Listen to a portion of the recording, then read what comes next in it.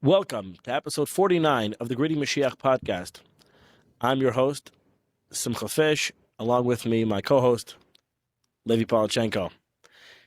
Thank you for being here with us. And give our channel a little subscribe. Help us out, spread the word, and we'll help bring Mashiach together. So I thought we'd make this a mailbag episode. We'll answer some of your questions, some of your burning, deep questions about Mashiach in our podcast.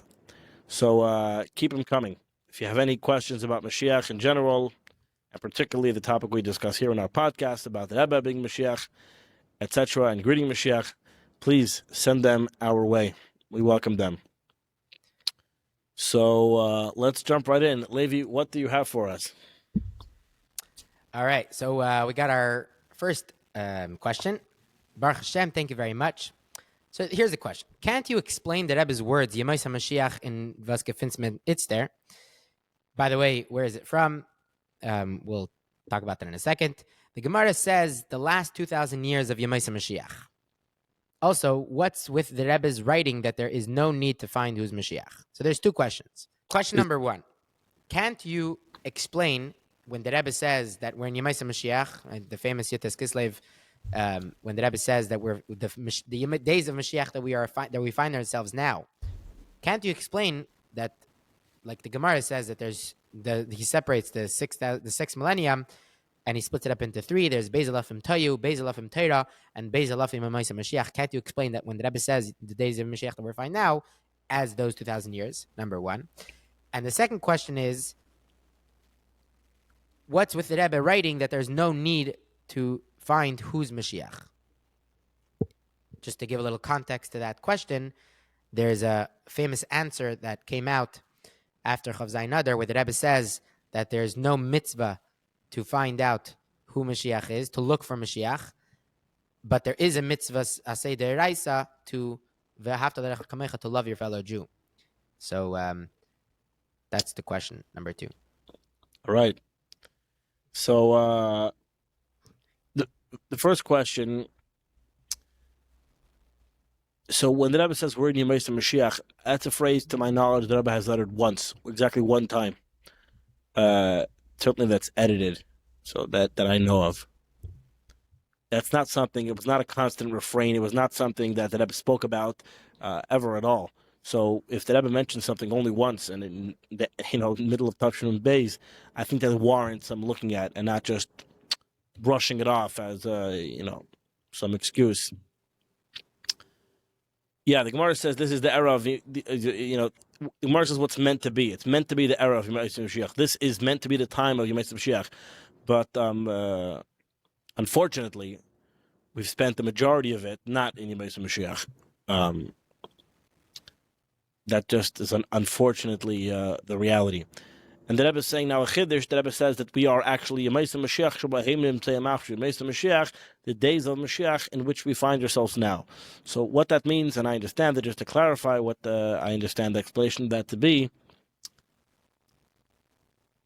that Mashiach, as you know, we talk about a lot on this channel, is not an era. Mashiach is a person. And Yemos HaMoshiach is the era in which there will be a person, Mashiach. But Mashiach, the person, there is, as the Rambam explains, two levels, two stages to his revelation, to his coming out, so to speak, as Mashiach. There is the first stage when he is called a presumed Mashiach. This is when he does all the good things that a good Jewish king would do. Assuming he fits the criteria, he is presumed to be Mashiach. That means he comes from David HaMelech and from Shlomo.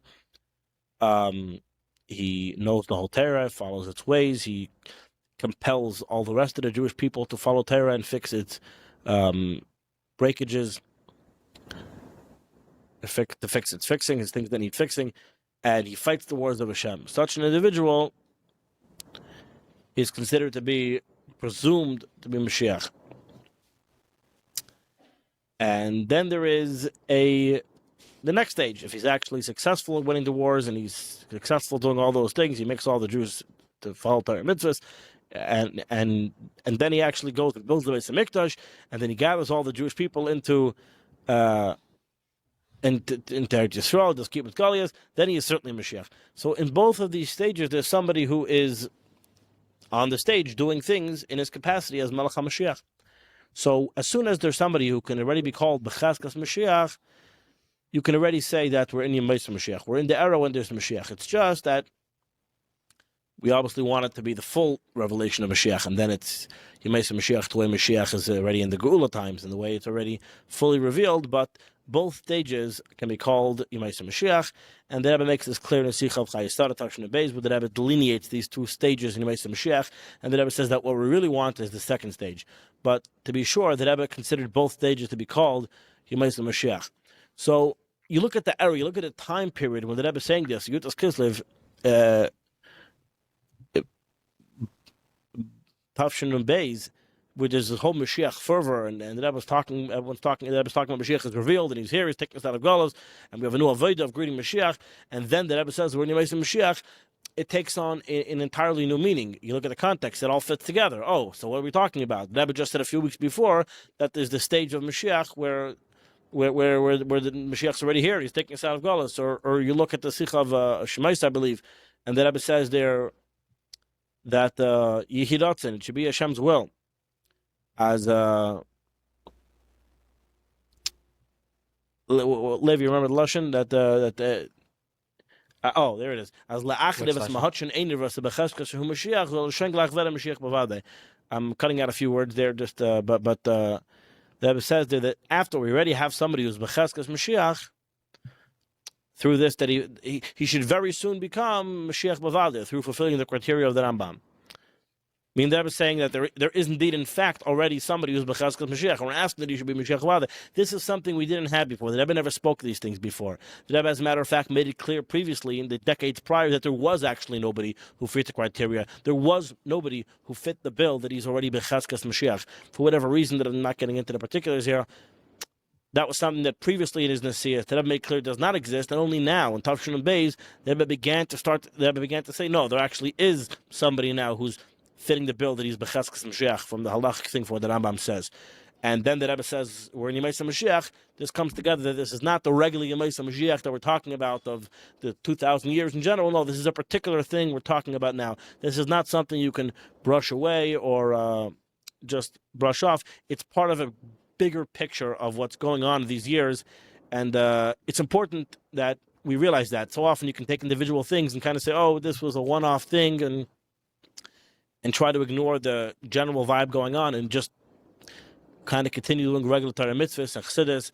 But it's important to take a look at what was going on then, look at the sikhs, look at the letters, look at the answers, look, I know you kach in this, Levi, to the farbringings that were going on then, the people, the way, how did people understand this at the time?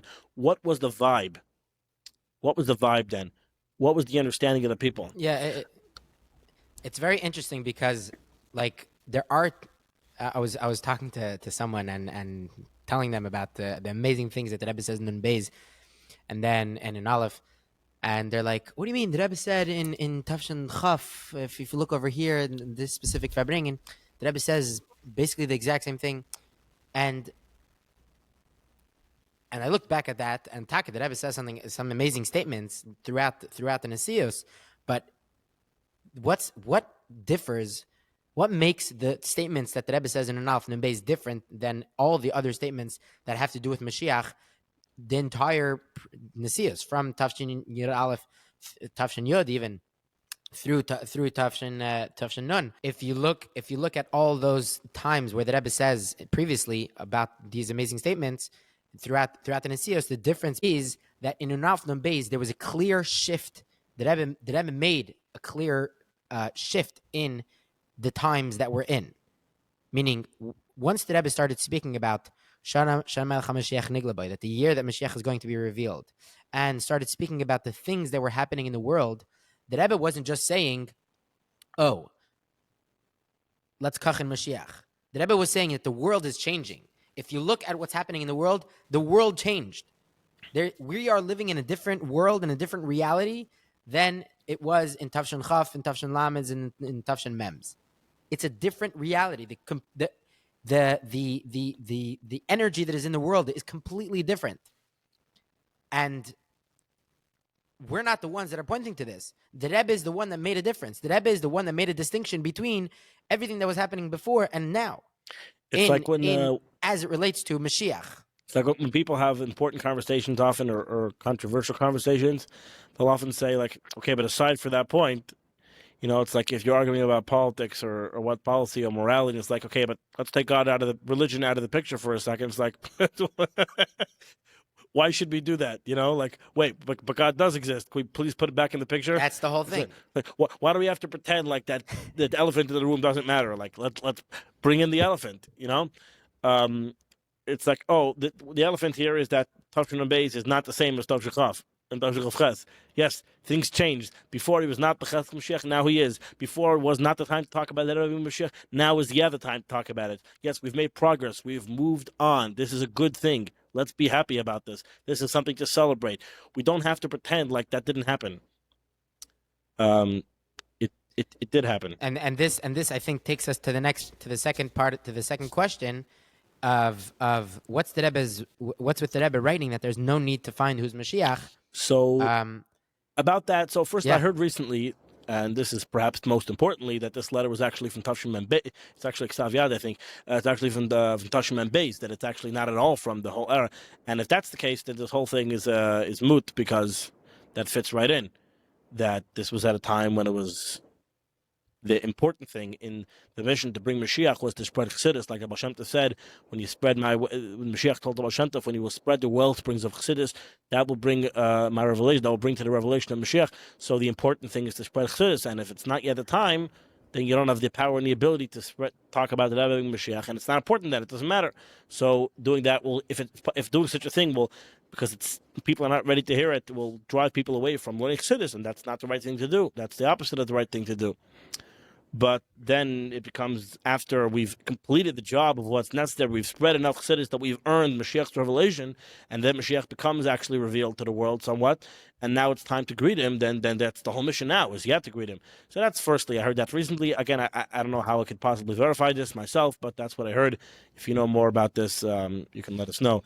But even if this was said, as was originally thought in Tafshin Nun Aleph or Nun Beis, it's also not clear what I've heard different versions of what the original context of the questioner was. Which side was they coming from? Was the Rebbe telling them not to kach in this, or were they trying to knock down people who were kaching in this? And the Rebbe told them that it's important to have Avos Yisrael, like stop getting caught up in this, like what's for sure mitzvah. Again, I don't know the original context, and what we know for sure is what the Rebbe told us in the Sichas. Now, it is also technically true there is no mitzvah to search who's Mashiach, technically speaking. Could be that if he's already revealed, meaning the Rebbe says in, again, I don't know what the letter is really trying to say, so I'm riffing here. There's in Tafshin Nun Aleph Mishpatim, I believe, the Rebbe says there that David Malka Mashiach is already appointed. And then it brings the pasuk in Tehillim from his capital, Mitzasi David Avdi, Shem and Kachi Meshachtiv, that we, the people, are not the one who actually appoints Mashiach.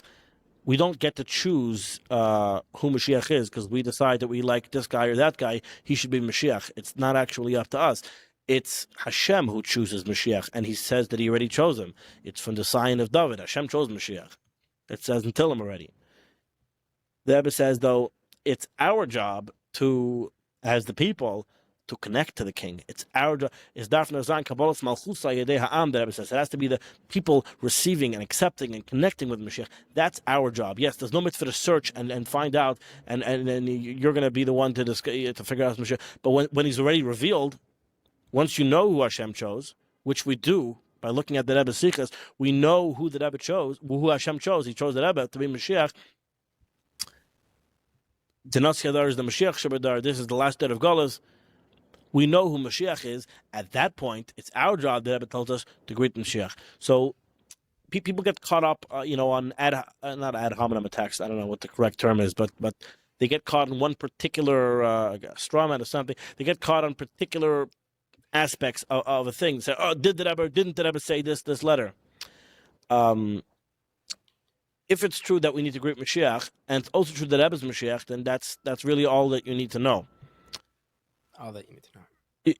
Getting caught up on the particular shot of this letter does not detract from everything else that you have. All of the sikhas, all that Rebbe encouraging a chi for a full year. Like, if what you're saying is true, why would the Rebbe go and publicly encourage the singing of Yechi Adonenu V'Reinu V'Rabbeinu Melech HaMoshiach Le'Olam V'Ad? This is not important. If this letter is meant to be used as a source, as a reason to say that this is not a good thing to do, that we should not at all focus on who Mashiach is, and that it's not a good thing, we should just obviously strongly be nice to each other, the Rebbe did not at all follow this dictum. Right. All of the sikhas where the Rebbe kept referencing over and over and over again how he's Mashiach, firing the flames of the people saying that he's Mashiach, saying that the Rosh Hashanah of Mashiach is saying that we should have all the Rosh Hashanah of Mamish, all the Rosh Hashanah of Miyad, but this is Mashiach whose name is Menachem Yosef Yitzchak, the Friedrich Rebbe, and Dovber. Why would he say these things? If indeed it's true that it doesn't matter who it is, then it's not important, then we shouldn't focus on it. If that's what if you think that's what the Rebbe was trying to say, it doesn't fit at all. So whatever is, I think it's much more reasonable than to say, in all likelihood, this was from an earlier time period when indeed that was not the main thing to focus on. And it's not that it isn't true, like I explained, but now it becomes the time where the mission is yet to focus on it. Again, not on we choose who Mashiach is. We don't have to search, but once it becomes apparent, not to shut your eyes and your face in the ground and ignore it, but to embrace it because this is a good thing. Mashiach being here is the purpose. This is what we've all been waiting for. It's like the famous joke that I'm sure we must have told here of the old Russian couple, and the husband's a simple man. He's a farmer, and he's in shul, and he hears the rabbi speaking, and he's a simple man. He doesn't know much, and the topic of the rabbi's speech this week in Shabbos is Mashiach is coming. He's coming very soon. And over he hears this, Mashiach is coming, Mashiach is coming. And he runs out of the Beis Medrash and is frightened to his wife, and he says, Mashiach is coming, what are we going to do? And his wife says, don't worry, the same Hashem who saved us from the Cossacks, and the Hashem who saved us from the Nimtza'im, the Hashem, the Greek will save us from Mashiach too, don't worry, it's going to be okay. We could dig our head in the sand, we could ignore what's going on around us, we could be scared of Mashiach, but that's not the correct approach. Mashiach coming, we don't have to be scared from this. This is a good thing. Mashiach is here. Let's embrace that. Let's be happy. Let's do everything we can to bring Mashiach, to bring the Geulah. We're trying to make this happen. So when we see more progress, let's not be cynical. Let's not shun it. Let's not say, oh, it's probably nothing. No, let's say it's probably something. Let's be on team the Rebbe being revealed, the Rebbe being Mashiach, the Rebbe taking us out of goals. These are happy events. These are good things. Let's be happy about them. Let's celebrate them. That's the natural reaction. And if you find yourself not being excited by this, if you find yourself feeling queasy about this whole thing, ask yourself why. Why should that make me queasy and uneasy? That the Rebbe is Mashiach and he's taking us out of Geulah. You don't think that he's Mashiach, and you don't think there's going to be somebody who's going to come at some point and take us out of Geulah. And at that point, it will be very important for everyone to consider him to be their king. Whenever this happens, there will be a time in history, there will be a man, a person born of flesh and blood, he will be King Mashiach, and everyone will recognize him as King Mashiach, and everyone will treat him as Mashiach. And this is what happens when you have a king. This is the process. So what if it's now? Why is that so scary? Why is that so horrifying? This terrifying thing we're trying to tell people that Mashiach is coming. Mashiach is here. It's not so scary.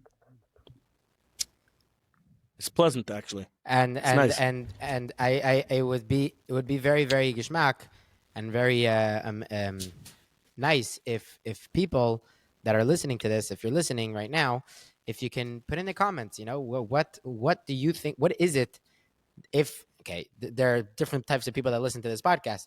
There are types of people that like to be strengthened in this idea that the Rebbe is Mashiach, and that this is our avodah, this is our shlichus, that this is our life, and they need tools to bring it into words so that they can really understand it and they can explain it to other people. And then there are people that they're interested, they're curious to hear what are these two nice, beautiful looking people saying. And if you're a person that is listening to this and you you identify with the fear that comes with, the Rebbe being Mashiach and it being a reality, let us know in the comments. What is it that it is? What, at the end of the day, why is it bothering you? And like I heard, I was at a Shabbaton, I was asked to speak, and by the Kiddush, a guy came over to me and he said, what's so he came over to me and he said his issue with the whole Mashiach concept is the idea of a king.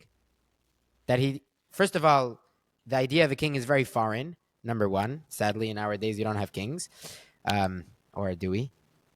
And number two, he said that the idea of a king is very frightening, because in people's minds, a king means that I'm subjugated. That means just I don't today have the president anything, was presented with a king, with a crown, with a golden crown.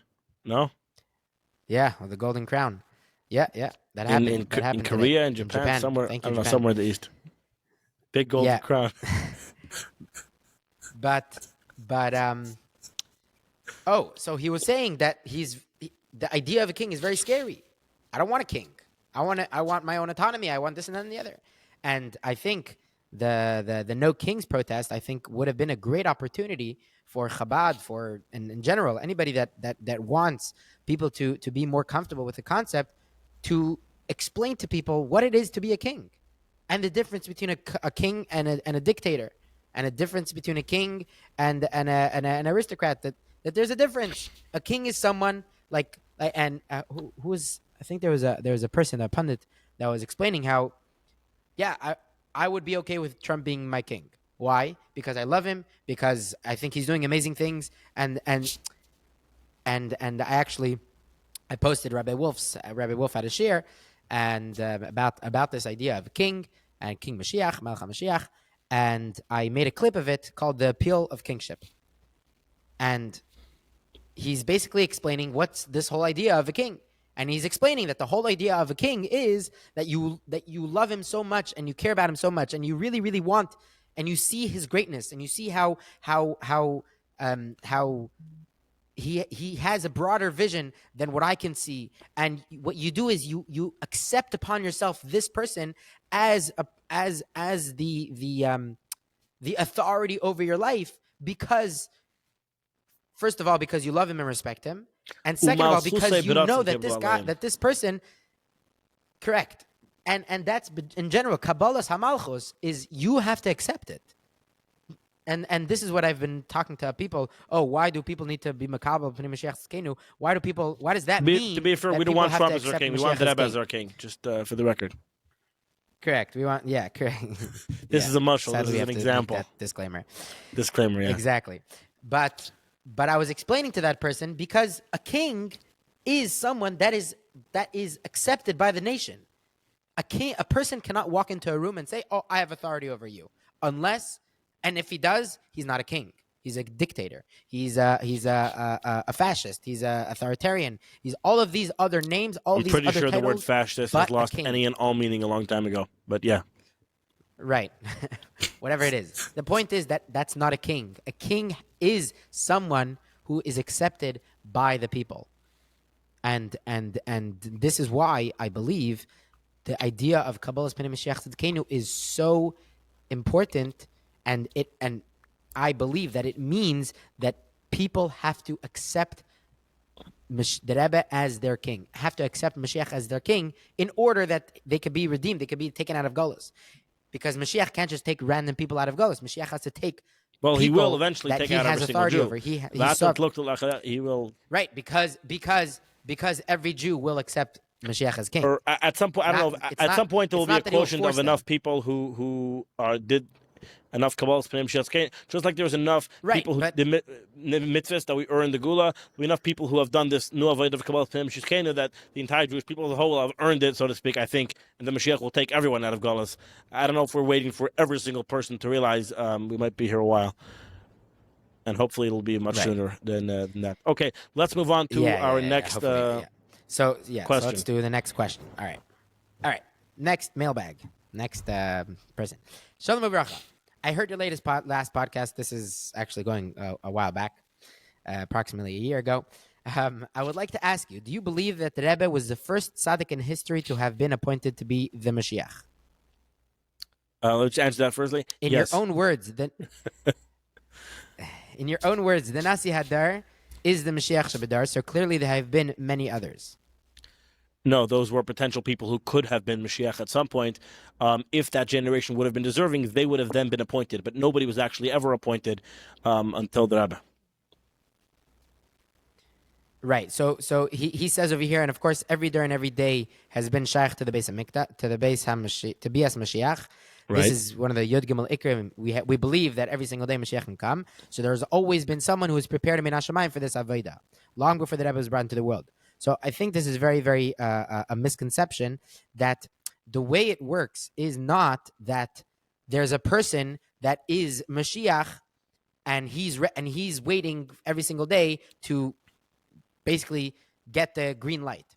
Rather, it is that there's a person that is he has the ability to be Mashiach, meaning if the generation is good, right, but not that he is Mashiach already just waiting for the green light. Rather, he has the potential to be Mashiach. There's the way it's put on the base, that quotes there is very good. That there's Misha who there's somebody who is fit out of his righteousness, Lias Geulah, to be the Redeemer. When the time will come, Hashem will reveal himself to this individual, and then send him. So when we say appointed, we mean just sending him. That's what we're talking about here. That stage, yeah. And no, also Yagala Elav. The Eibishter doesn't reveal himself to every single Mashiach Shebedar.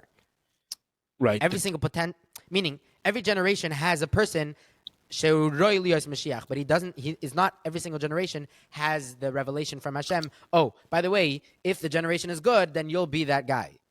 The closest we've ever gotten that we know of was Chizkiah, who we know for a fact was fit to be Mashiach. We know that Hashem wanted to make him Mashiach, and we know that he didn't make him Mashiach because the Satan intervened because he didn't give thanks. But you see there that he was righteous enough. He fit the criteria, so to speak.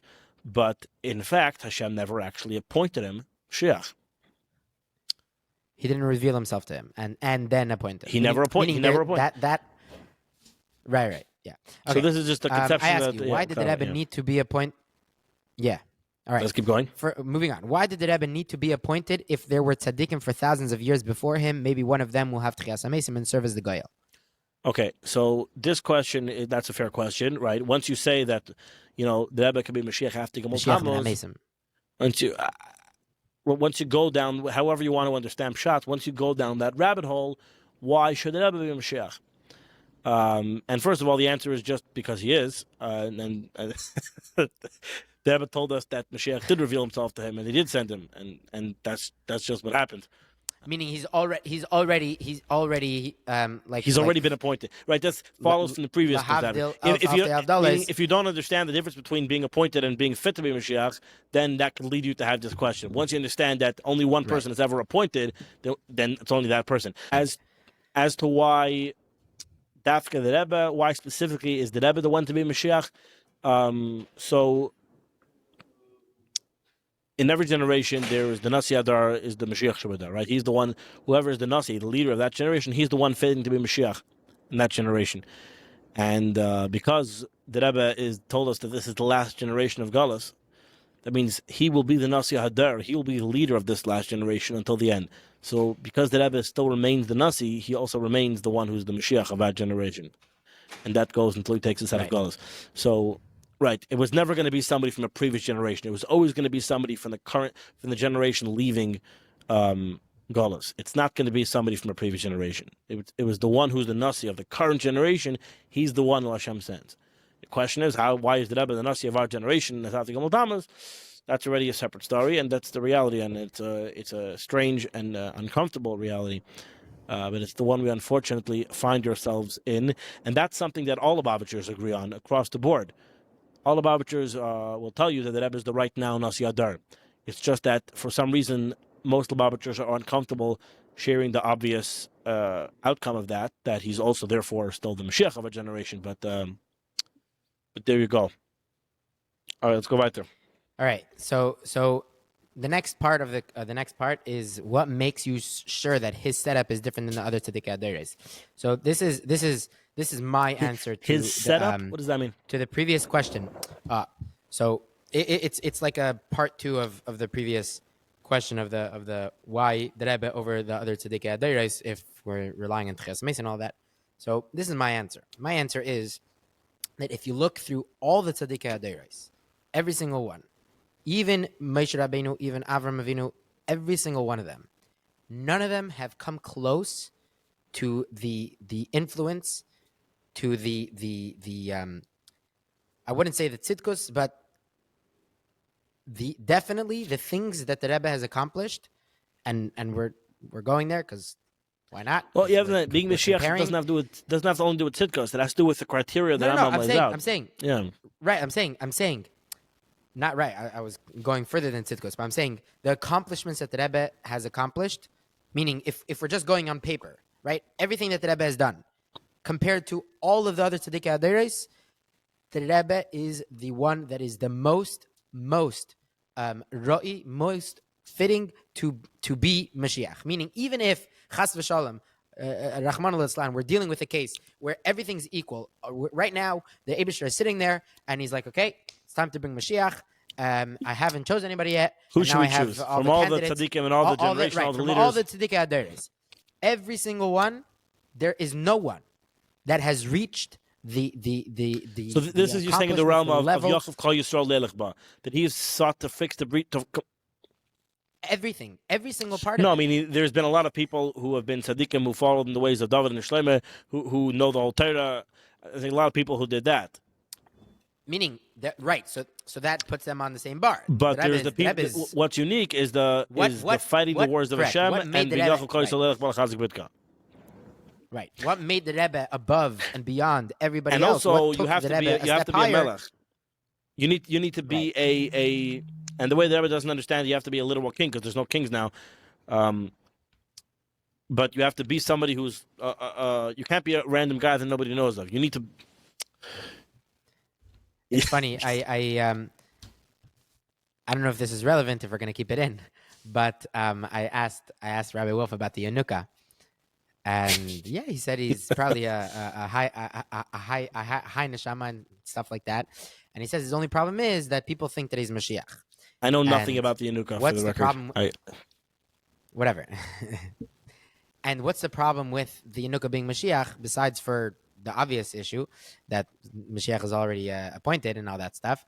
But he says that if you look at the Yanuka, the way he just, first of all, holds himself, and also the way people interact with the Yanuka, there's no malchus. It's not kingship. By the Rebbe, there was this idea of that you could clearly see that people, the way people interact with the Rebbe, and the way the Rebbe himself like the whole thing was malchus. Like Ba'omer parades where the Rebbe is on a thing and everybody's walking past the Rebbe. That's malchus. When the Rebbe by davening, especially when the Rebbe got a stage, that's malchus. By the Fabringen, that's malchus.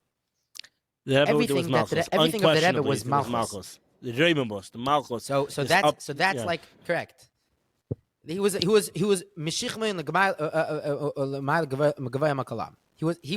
He was head and shoulders above the nation. Right. Whereas previous generations but also above of all tzaddikai adoros. Whereas in previous generations, the Rebbe would interact with the Chassidim. It was like a Fabrengen. The Rebbe didn't do that. The Rebbe was sitting in his kingly red chair, and the Rebbe spoke to the people. He addressed the nation. He he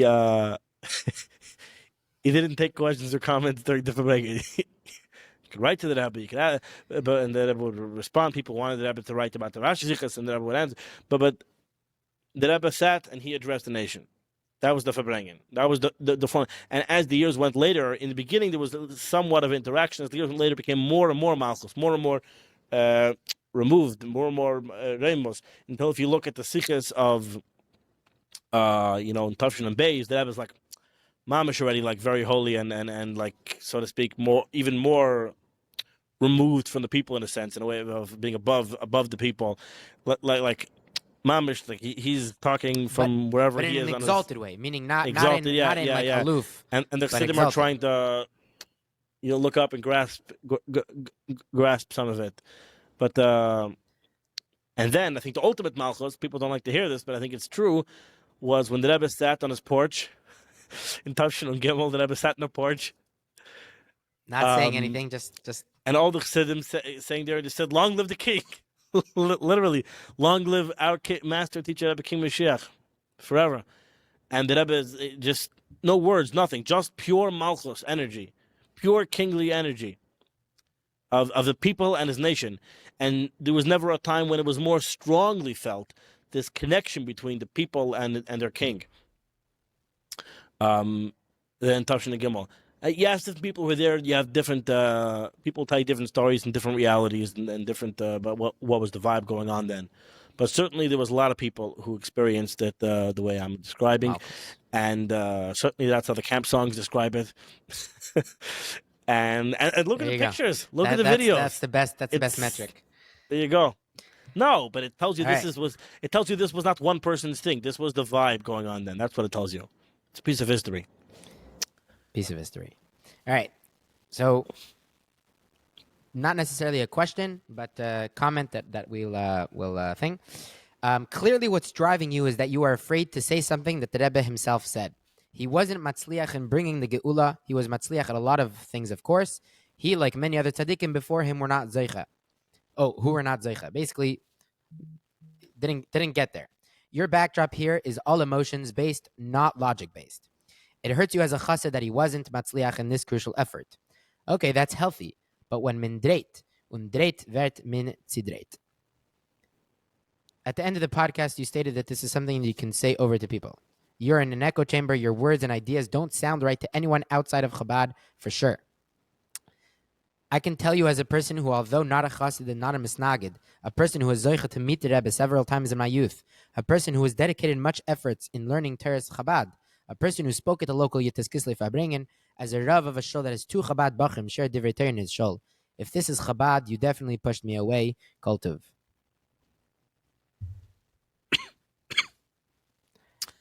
Wow. So that's yeah.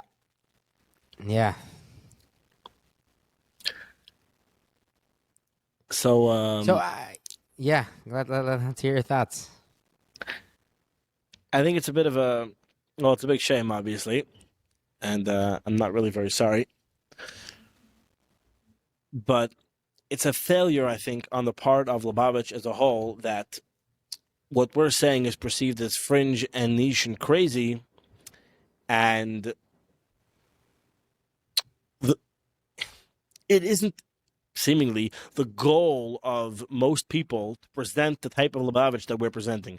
All they want is to be able to share divrei Torah at the shul, to share a sicha from Chelik Aleph L'kut Sichos. That's the end goal. They never want to do anything more than make a Tanya share, to have someone learn some L'kut Torah, to hear a vart from Rebbe. That's it. To have people respect the Rebbe as another voice of a tzaddik in Judaism. And as soon as you tell people that there's actually more to the Rebbe than that, you tell them what it says in Sheftim. The Rebbe told us, and this is printed. The Rebbe told us to tell every single Jew that he's a Navi. And he's telling us that we will immediately have the redemption. The Rebbe said to do that. You think this person who wrote this letter wants to hear that? Probably not. He'd probably say that's radical and crazy. People have a view of Yiddishkeit that the Rebbe Lubavitch was at best not really that much part of Judaism, because all the rest of the Gedolim, that's Judaism. And now we're trying to gain our way into popularity that we can also be from the good people in Judaism. To be mainstream, to be accepted into mainstream Judaism. But that's not what the Rebbe was selling. The Rebbe was selling that he's the Nasi HaDor, he's Moshe Rabbeinu. The Rebbe was selling a whole different version. And if you look into the Rebbe's Sichos, it's just a fact that Rebbe was selling the story that he is Mashiach and that he did succeed and that he was appointed as Melech HaMoshiach and he will take us out of Geulah. There's no going back from that. So either what the Rebbe told us is true or it isn't true. There is no middle ground where we get to keep the Rebbe as a nice holy figure who has nice sichos, but we don't have to believe him when he tells us that he's Mashiach and he's taking us out of Geulah. Which one is it? Because he told us that he's Mashiach and he's taking us out of Geulah. He told us that Mashiach was appointed and that it's the Nasi HaDor of our generation and that he was given a mission by Hashem to take us out of Geulah, and that it's our job to greet him so that he can fulfill his mission. That happened. You can't make it go away, and why would you want to make it go away? This is such good news, like we were speaking before. Why are you turned away from Chabad? Come close. Join us. This is a very good mission that we have here to greet Mashiach. This is a very exciting thing. It's happening. Why should it be not true? How do you know that it's not true? This person says that the Rebbe said that it's not true. Where does he know that from? What do you mean it failed? And if it failed, then Shlichus also failed. Shlichus was here to bring you. Shlichus was here with a particular mission in mind, to bring the Geulah. That's the point of Shlichus. If the Rebbe's marching orders failed, then whose orders are we marching to? Then are we not? Are there or aren't there emissaries? Who are the people who are on Shlichus? Who are they emissaries of? What mission are they fulfilling? If it's the Rebbe's mission was that he would take us out of Geulah. That was his mission. And the Shluchim are still marching to those orders to make that happen. Would this person disagree? I don't know. And yeah, I think what's also very interesting is that this last comment is not just directed to us, and it's not just something that we have to answer to because we're over here fringe people saying that Rebbe is Mashiach. Every single Lubavitcher has to answer this question. Every single Lubavitcher is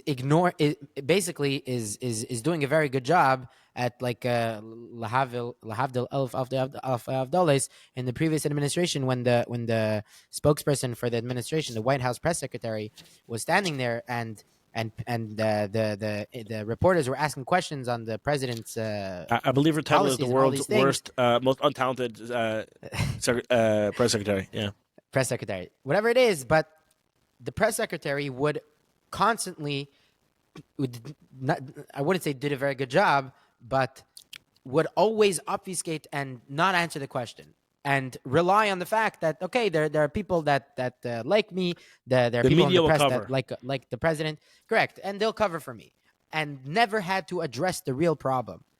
But the issues were still there. And the issues had to be answered by the entire administration. Everybody there had to answer these questions. Even if they didn't agree with the president, they still had the responsibility to answer those questions because they were part of it. So the same thing is over here. Even though a lot of Lubavitchers do a very good job at obfuscating and not answering the question and trying to do everything but ignore these specific points, which is essentially the underlying issue, which is not only Mashiach, the entire idea of the Rebbe being the Nasi HaDor. The entire idea, especially now, if you look, this is what boggles my mind every single time I see it. Right now, with the whole Gaza deal, right? Whether it's good, whether it's bad, if you ask a Lubavitcher, do you agree with this deal or not? They'll tell you what the Rebbe says, and not only they'll tell you what the Rebbe says, but they'll have their blood boiling. How is it talking that you're doing this? This is going to lead to the death of hundreds of thousands of Jews. Blah, blah, blah, blah, blah, are we making this an episode about the Gaza deal? Because I have a lot to say. I want to get into that. We're not going to get into that. But what bothers me so much is that really you're saying that this is what the Rebbe says. Why should that person listen to you? Oh, he should listen to you because the Rebbe is what, a smart person? The Rebbe is what? Explain to a tzaddik? Oh, the Rebbe is Nasi HaDor. Oh, you think that we should all be listening to the Rebbe? Oh, if this is what you think, so then let's go to all the other things and meaning. We're making a big claim here. The Rebbe is the leader of all the Jewish people. He's not another tzaddik. Correct. And it's not just a claim, right? And it's not just a claim that we're making. We're making just going a step further than the claim. But every single Lubavitcher is living with this underlying claim.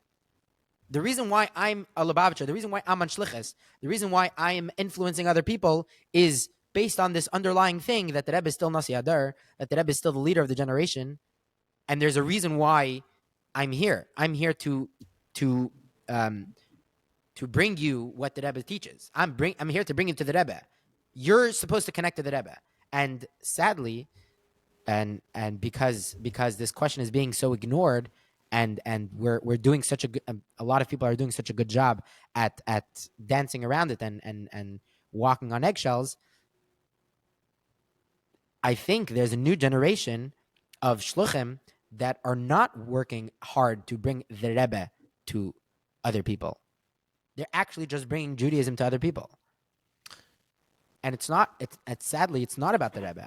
I've seen camps, and I've seen, I'm saying especially day camps and people that deal with secular kids, and especially it's kids hard that when are you're like in the grind sort of, and you're doing good work. It's hard to always. You have to be very centered and focused on your mission. That it's a.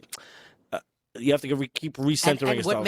What makes it even harder is when the organization that I'm part of is not talking about this and is ignoring it. Right? If every single year I go to the Kinus HaShluchim and this is what they're not talking about, they're not talking about this. They're not giving me tools. Right? Who's telling them different? Right? They're not giving me tools to explain it to people. If I'm uncomfortable like this, if I'm uncomfortable with the Rebbe's instruction to publicize to the world that the Rebbe's Navi, the Rebbe is a prophet, and everybody has an obligation to listen to the Rebbe as a prophet. If I'm uncomfortable with that, I'm not going to say it. I'm going to ignore it. I'm going to justify me not saying that by the very fact that I'm doing all these amazing things. Okay? Yes, I'm not saying this specific thing, even though the Rebbe does tell me to say it. But look at all the other things I'm doing. And what's definitely not helping is every single time I go to the Kinus HaShluchim, where I'm surrounded by people that are like-minded and people that should be helping me strengthen this idea and this thing and giving me words to be able to bring it to the people, they're not doing that. They're not giving me the tools to bring this idea of that the Rebbe's Navi to the people. So we're not going to do it. And, are you going to the Kinnis this year? In Mitzvah Hashem. Are you bringing guests? Chaim, are you bringing guests? Huh? I am not bringing guests. I'm bringing my Esrei Kechas HaNefesh. Are you sure? Maybe just one guest? No? The Nekuda is, the point that I'm trying to say is that this is a responsibility. Right now, it's not about whether the Rebbe is Mashiach or not. It's about doing what the Rebbe says to do. I was having a conversation with someone. He was arguing with me. The Rebbe never says to publicize that the Rebbe is Mashiach. The Rebbe never says that this is the shlichus. The shlichus is to tell people that the Rebbe is Mashiach. I said, you know what? That's true. The Rebbe never says to be mefarsim l'chol anshei HaDor that the Rebbe is Mashiach and we have to accept the Rebbe as Melech HaMashiach. That's true. Never said it.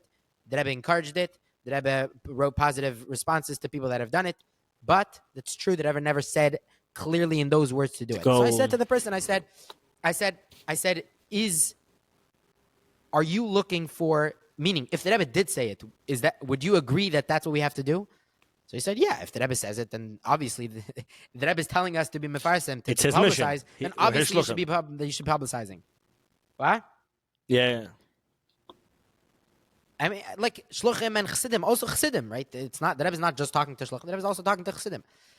And I said, oh, okay, if that's the case, should we, as an organization and as an individual, be publicizing to the world that there's a prophet in our midst, and the Rebbe is that prophet, first of all, and we have to listen. Therefore, we have an obligation, min ha-Torah. We have a biblical obligation to listen to this person. Is that what you're saying? Oh, so you agree with that? We have to do that. Mic drop. That was a mic drop right there. And he says, I'm uncomfortable. I'm not. I don't identify with it. I have to speak to my mashpia. I said, okay. So what we see is that your problem isn't that the Rebbe doesn't say it. Your problem is that you're not comfortable with that. So don't tell me that you're doing a terrible thing by doing this. If even if the Rebbe did say it, you wouldn't be doing it. And not only wouldn't you be doing it, but This is the main thing. We need to, that's what it is about opening our eyes. We need to make ourselves comfortable with this reality.